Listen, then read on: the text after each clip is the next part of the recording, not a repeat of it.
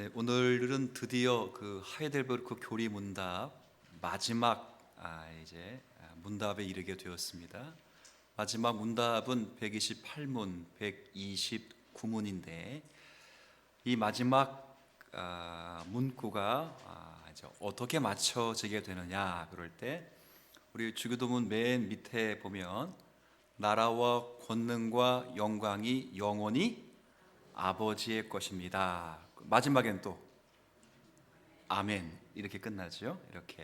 이렇게 끝나는 문구에 대해서 이제 확인하게 될 겁니다. 그래서 일단 확인하게 되는 과정 속에서 이 마지막 문구가 우리가 지난 6번의 간구를 드릴 수 있는 이유, 그리고 응답을 받을 수 있는 이유, 두 가지 이유가 마지막 문구 안에 있어요. 다시 마지막 문구 시작.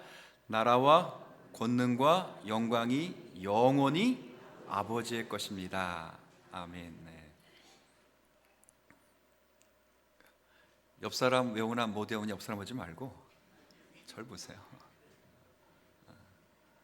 옆 사람 입 본다고 외워지는 거 아니니까.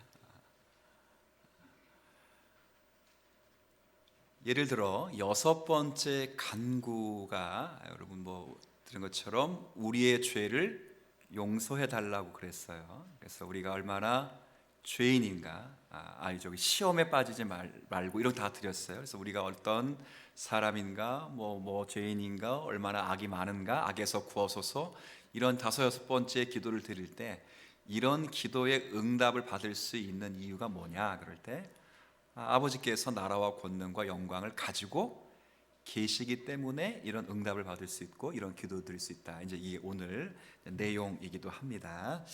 자, 그래서 일단 한번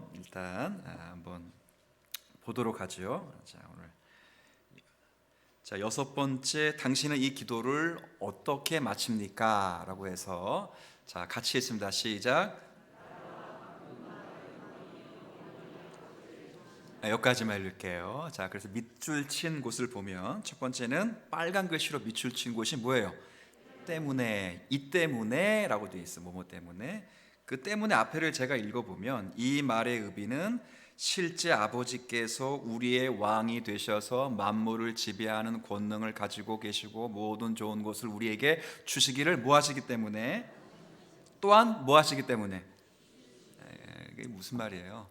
실제 6가지의 간구를 드린 것에 대해서 하나님은 응답할 수 있는 힘을 가지고 계시니까 이런 마지막 문구가 이렇게 진행된다 그 말이에요. 또 하나는 밑에 빨간 글씨만 한번 읽어주세요. 시작. 여기까지. 자, 첫 번째는 우리가 6가지의 간구를 드릴 수 있는 이유가 실제 하나님께 있기 때문에, 그래서 나라와 권능과 영광이 영원히 아버지 것이기 때문에 아버지께 구할 수 있다는 것이고, 두 번째는 이렇게 기도하면서 우리로 하여금 하나님 아버지의 영광을 위하여 살아갈 수 있도록 우리에게 이렇게 기도하라고 말씀하셨다 그 말이에요. 그래서 여기 보면 우리가 모든 것들을 아버지께 구하며 그로 인하여 우리 자신이 영광을 받는 것이 아니라, 다시 같이 있습니다. 시작. 하나님의 거룩한 이름이 영원토록 영광을 받아야 한다는 의미입니다. 그렇죠? 길게 이야기를 했지만 자, 두 가지입니다. 왜 마지막 문구가 그렇게 끝났습니까? 왜 문구에 그 말이 덧붙여졌습니까?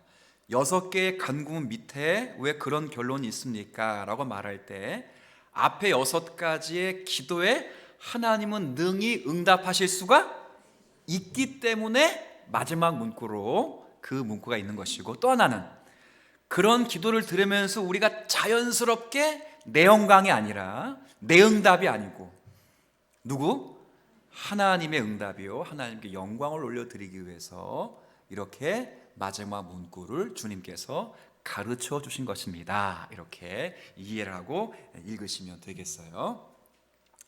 자, 여기서 이제 오늘 보면 이제 함께 잠깐 나눠야 될 것이, 여기 하나님께 3가지가 있어요. 3가지. 첫 번째 뭐가 있죠? 나라. 두 번째 권능, 세 번째 영광. 이 시간 관계상 제가 나라는 빼고 권능과 영광 이야기를 잠깐 하고 우리 한번 정리하도록 하죠. 자, 예수님께서는 권능이 하나님 것임을 인정하라고 지금 마지막에서 이야기를 하고 있거든요. 이 권능이 뭐냐 그러면 이제 뭐 원문에 이렇게 표현되어 있기 때문에 제가 그대로 쓰면 두라미스라고 하는 이 글인데, 이 단어인데, 이거 영어로 하면 뭐로 번역되어 있으냐면 다이나마이트. 다이나마이트를 들어보셨죠? 다이나마이트. 이때 폭발 권능 이런 뜻이에요. 그래서 이 말씀이 어디에 쓰였냐면 오직 너희가 성령을 받고 나면, 그죠? 성령의 충만함을 받으면 온 예루살렘과 사마리아 땅끝까지 내 증인이 그 앞에. 성령을 받으면 너희가 뭘 받고? 권능을 받고 할 때 바로 요 말씀이요 말씀. 그래서 권능, 창조의 권능, 구원의 권능, 섭리의 권능, 능력. 근데 그 모든 능력이 오직 누구에게 있다고요? 하나님께 있다, 이렇게 말을 하라는 거예요. 그래서 이걸 우리에게 알려주는 겁니다. 그러니까 실제로 성령을 받으면 실제로 권능을 받아도 폭발해요, 폭발. 그래서 자기와는 전혀 기대하지 않고 자기 안에선 나올 수 없는 용기가 실제로 나와요. 찬양 부르는 게 쑥스럽고 이렇게 뭐 박수 치는 게 쑥스러워도 실제 성령의 충만함을 받으면 박수 치면서 찬양할 수 있어요. 우리 아이들 나중에 이제 수련회 가면 자기도 모르게 막 큰 소리로 막 기도할 거라고 경험해 봤지? 그죠? 우리 작년 겨울에 경험해 봤지? 평상시에는 기도하라 했더니 방언한 건 아니었어요. 그냥 거의 뭐 기죽어 들어가는데 거기서 기도했더니 와와와와와와 막 그러는 거야.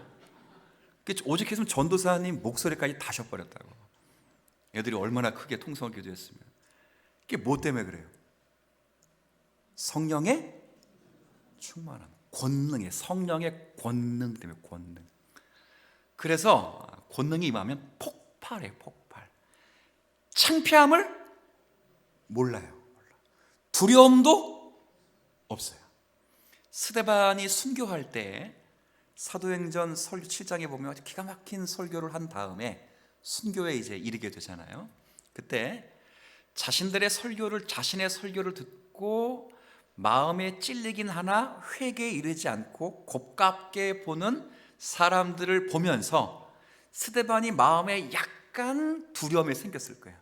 그때 하늘을 우러러 봤을 때 스데반이 성령으로 뭐였다고요? 충만해서 성령에 충만해가지고 예수님께서 자신을 향하여 안아주시는 것을, 일어나서 맞아주시는 것을 보고 순교의 길을 걸어간 거예요. 저 같았으면 지금까지 한 설교 이거 다 거짓말이야 이렇게 해서라도 목숨을 연명할 수도 있는 그런 충분한 기회가 있었음에도 불구하고 성령의 권능이 임하니까 아까 폭발. 그죠? 죽음이요 오라. 내가 이 죽음을 맞으면 죽음을 넘어 그리스도에게 안기리라. 아주 찬란한 능력을 힘입고 순교에 이르는 거예요. 뭐 때문에? 자, 묻습니다. 스데반이 원래 성깔이 좀 있었어요? 아니요. 스데반을 소개하는 그 7 집사를 소개하는 그 말구에 보면 성령과 그 다음 지혜가 충만한. 그러니까 성깔이 있거나 그러지는 않았을 거로 보여요. 그러니 쓸데없는 뭐 자존심 때문에 그가 뭐 이렇게 순교를 하거나 아니면 내뱉은 말이니 내가 책임져야지 하고 하는 공명심 때문에 그가 순교에 이른 게 아니고, 그가 순교에 이를 수 있었던 결정적인 이유는 성령께서 뭘 부어주셨다고요? 한번 따라해 볼게요. 그 빨간 것이 있었던 것. 시작. 권능. 아니 저기 권능만. 지금 권능 얘기하고 있잖아요. 권능. 진도를 너무 뺐어 지금. 하나를 알려주면 뭐 10개를 알아 우리. 알아서 아는 것 척하는 건지 모르겠는데 권능, 능력이 있다고. 능력. 마틴 로이즈 목사님이 그래서 그런 목사와 설교라는 책에서도 어떤 얘기를 했냐면 이런 얘기를 했어요. 목사가 설교를 준비하는데 첫째, 학식이 있고 성경에 능통하고, 그리고 셋째, 언어의 분별력과 조화력을 가져서 잘 설명할지라도 성령의 권능하심이 나타나지 않으면 한 사람도 변화시킬 수 없다. 한 사람도, 단 한 사람도 성령의 능력이 없으면 나타날 수 없어요. 그래서 목회자들이 목회를 준비하면서 더불어 준비해야 될 것은 함께 뭘 하는 거예요? 기도하는 거예요. 기도. 성령의 충만한 역사가 일어나는. 그 제가 가끔 이야기할 때 그러잖아요. 설교할 때 전하는 자의 실력도 아니고 받는 자의 능력도 아니고 믿는 자 속에 역사하시는 성령의 능력이 이 시간 가득하기를 축원합니다. 그러면 여러분들 아멘 하잖아요. 그렇잖아요. 그러니까 오늘부터 가잖아요. 오늘 여기 도열해서 앉아 있는데 가서 수련하잖아. 무엇보다 먼저 기도할 것은 성령의 능력을 부어달라고 기도해요. 전도사님 설교하실 때 성령의 능력을 부어주시고, 우리가 기도할 때 말씀 드릴 때 성령의 역사하심을 부어주셔서 우리의 폭발적인 능력이 임하도록 기도하세요. 저도 기도할게요. 세상에서 제일 무서운 애들이 중이라고. 중이.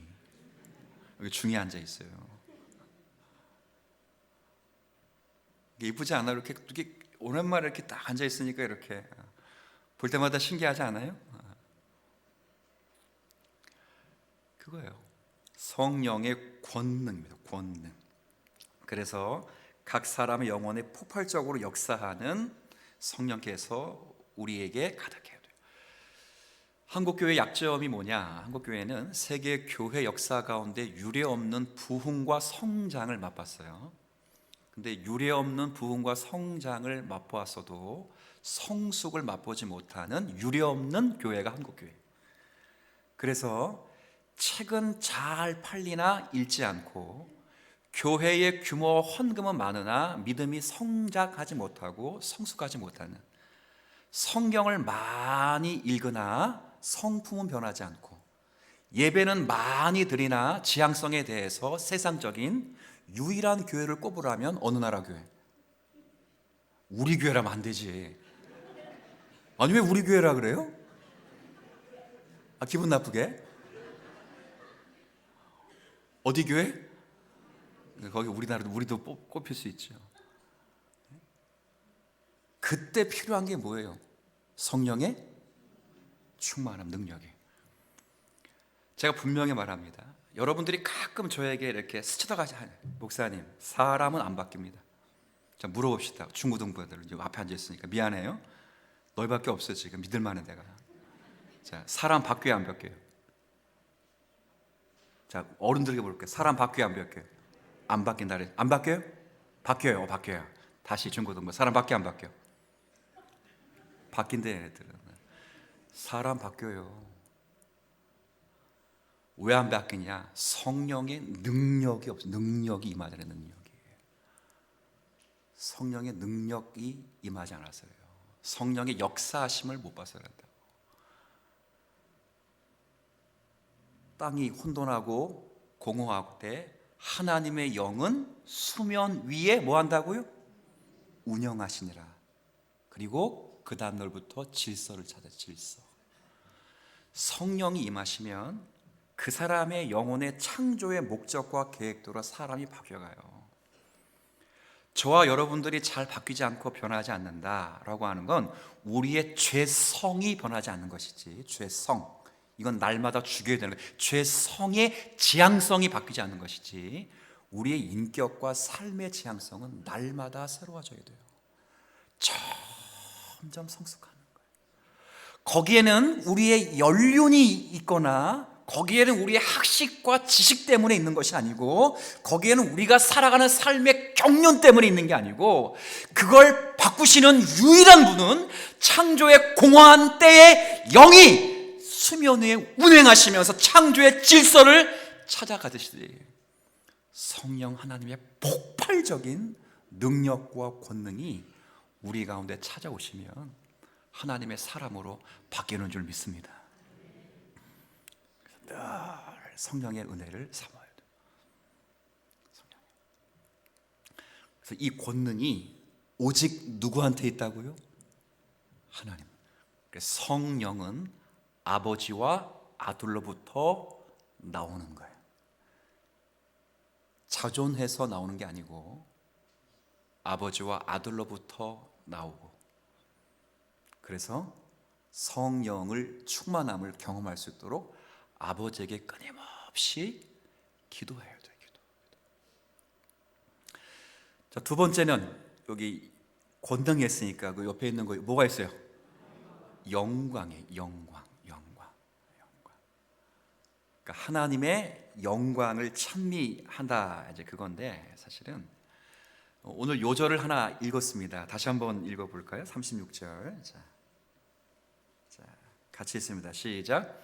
이는 만물이 나오고 주로 말미암고 주에게로 돌아감이라. 그래서요 그에게 영광이 세세에 있을지어다. 아멘. 굉장히 유명한 사도 바울의 고백이잖아요. 로마서 11장에 대한 이야기입니다. 그러니까 로마서는 크게 11장까지가 한 텀이고 12장부터가 한 텀이에요. 11장의 마지막 구절이 36절이에요. 1장부터 제가 로마서 강의하는 건 아니지만 1장부터 8장까지의 내용은 뭐냐면 인간의 죄가 무엇인지를 명명백백 밝혀요.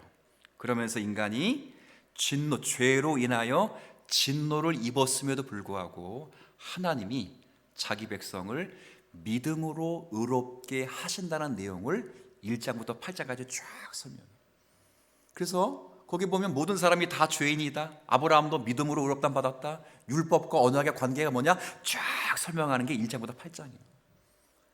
그리고 9장부터 11장까지 내용이 뭐냐면 그러면 믿음으로 구원받는다, 그러면 율법을 가지고 있으면서도, 율법을 지킨다고 하면서도 예수를 죽여버린, 예수를 배척한 유대인들의 운명은 도대체 어떻게 되는 겁니까? 이게 9장부터 11장까지. 근데 바울이 놀라운 설명하죠. 참 감람나무 비유를 설명합니다. 참 감람나무는 예수예요. 참 감람나무에서 한 가지가 똑 하나 떨어졌지만 하나님은 떨어진 그 가지를 대신해서 이방인의 가지를 거기에 접붙였어요. 우리가 그리스도, 그러니까 유대인들의 실패와 유대 선민들의 죄로 인하여 이방인들이 거기에 하나님의 구원의 언약소로 들어왔어요. 그럼 유대인들은, 바울이 말하죠, 그 떨어진 유대인들 가운데 남은 자는 반드시 돌아온다는, 그 경륜을 사도 바울이 배웠어요. 봤다고. 그래서 이 말씀이 어디부터 시작되냐면 33절 보세요. 33절. 첫 번째 단어가 뭡니까? 깊도다. 하나님의 구원의 계획이 너무 깊은 거예요. 자, 이런 표현을 쓰고 있는 분이 예수님을 직접 만나신 분이고, 셋째 하늘에 직접 들어갔다 나오신 분이거든요. 경험해 보신 분이라고. 근데 그런 분이 하나님의 구원에 관한 이 스케일을 보면서, 들으면서, 배우면서 첫 번째 한 말이 뭐라고요? 깊도다. 하나님의 지혜와 지식의 풍성함이요, 그의 판단은 헤아리지 못할 것이며 그의 길은 찾지 못할 것이로다. 누가 주의 마음을 알았느냐? 누가 주의 모사가 되었느냐? 누가 주께 먼저 드려서 갚으심을 받겠느냐? 한 번 더 읽습니다. 이는 주에게서 나오고 주로 말미암고 주에게로 돌아감이라. 그에게 영광이 세세에 있을지어다. 아멘. 주에게서 나오고 주로 말미암고 주에게로 놀라운 거죠. 그 구원의 계획을 깨닫고 사도 바울이 깊도다. 그래서 마지막에는 영원 무궁토록 영광이 누구에게? 오직 하나님께 있습니다 라고 끝나는 거예요. 자, 그러니 이 마지막 기도 문구에 영광이 영원히 아버지의 것입니다 라고 말하는 건 하나님의 영광이 충만하기 때문에 우리가 응답이 있는 것뿐만 아니라 우리가 살아가야 될 모든 삶에 있어서 하나님의 뭐 중심 위에 살아가야 되는 거냐? 영광 위에 살아가는 거예요. 영광 위에 살아가는 거예요. 여러분, 그 음악가 작곡가 가운데 바흐라고 아세요? 바흐? 요한 세바스찬 바흐라고 하잖아요. 작곡가의 뭐 아버지, 우리 교회 음악에선 교회 음악의 아버지, 마태 순환곡을 작곡하신 분이 이 바흐라는 분이에요. 근데 이분이 곡을 작성할 때마다 꼭 그 곡 밑에다가 약자를 써. 약자. 뭐의 약자냐면 SDG라고 약자를 써요. S.D.G. 딱 써요. 뭘 것 같아요? 그렇죠. 솔리 데오 글로리아라고 하는 오직 하나님께 영광, 이런 뜻이거든요. 혹시 그게 아니면 DG 글로리아, 데오 글로리아, 하나님께 영광 이렇게 돼요. 그러니까 모든 곡을 작곡할 때마다 그 끝에다가 SDG라는 약자를 붙여서 오직 하나님께 영광이래요.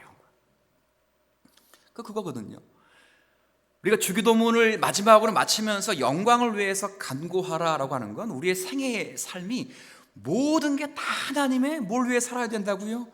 영광이에요. 뭘 먹든지 마시든지 뭐 무엇을 하든지 하나님의 영광.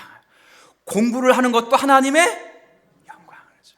제가 첫째 애 키우면서 학교 보낼 때마다 너 공부 왜 하니? 라고 물어보면 꼭 답했어요. 답을 꼭 해야 학교 보냈어요. 하나님의 영광과 사람들의 유익을.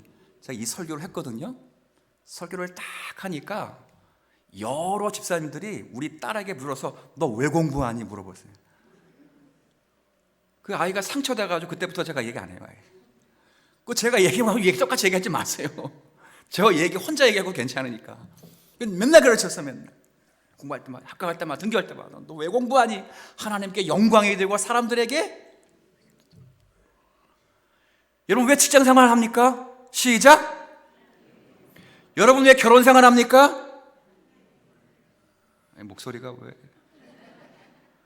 여러분 왜 돈 버십니까? 학생들 왜 공부해요? 영광. 그렇죠. 왜 목사가 되었습니까? 왜 직분을 받았습니까? 모든 답은 다 하나님께 영광. 그걸 지속적으로 깨닫고 리마인드 하라고 마지막 문구에 영광이라는 단어를 영광. 하나님은 영광으로 충만하신 분뿐만 아니라 그래서 우리의 모든 간구에 응답을 하실 수 있는 분이신 건 당연하지만 그래서 6개의 간구에 응답하시는 분이시지만 그럼에도 그 영광을 위하여 살아가도록 우리에게 가르치고 싶어서 영광이 영원토록 아버지께 있다고 말씀하는 거예요. 여러분 한 주간 살아가시면서 이제 여러분이 해야 될 일은 다른 게 아니에요. 진짜 하나님의 뭘 위해서요? 영광. 늘 물어보세요. 이게 내 영광, 내 능력, 내 실력인지 아니면 하나님의 영광을 위한 것인지 늘 고민하세요. 그리고 그냥 읽기만 할게요. 마지막 뭐로 끝나게 되는지 한번 읽어봅시다. 이렇게. 자, 아멘이라고 끝나게 되는데 아멘이라는 낱말의 의미는 무엇입니까? 되어 있어요. 자, 같이 읽습니다. 시작. 아멘이란 이것이 참되고 확실하다는 뜻인데